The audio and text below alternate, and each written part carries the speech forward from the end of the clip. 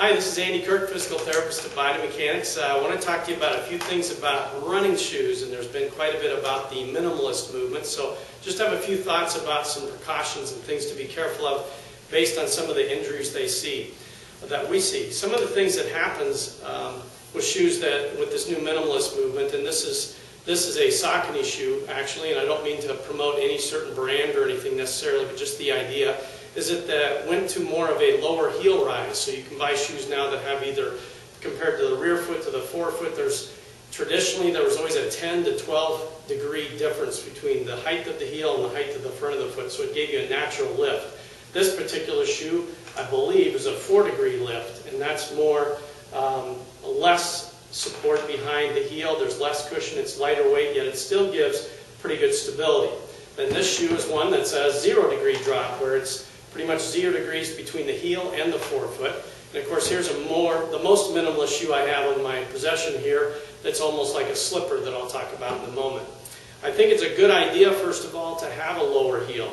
That gives you more feedback with the ground. We find that people do very well with that.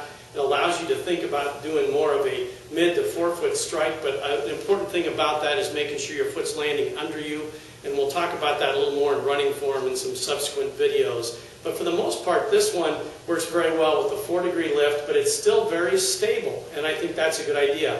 If you look at this shoe, when I push here, you can see that it bends toward the front of the shoe, and that's about it. And it's more stable from the ball of the foot back into the heel. When you twist like this, it's fairly stable.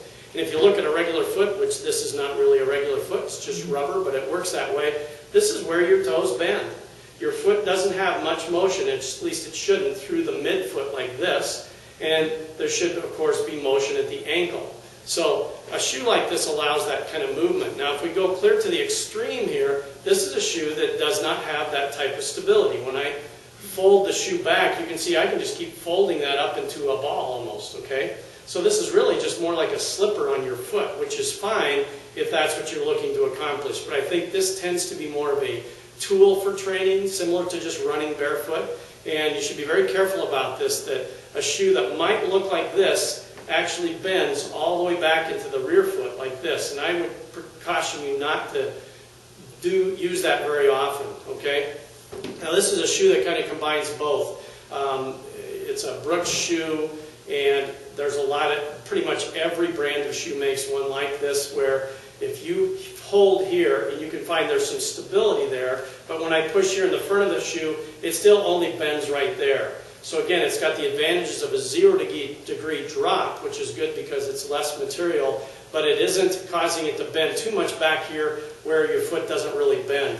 I've seen a number of people with injuries of stress fractures and things like that through their midfoot, through these areas, and stress and strain that they never had before when they were using a higher cushion shoe. So I would say be cautious with your minimalist shoes, that they only bend here, not farther back into this area the way this one does, and don't sacrifice the stability that a shoe should have just for minimalism.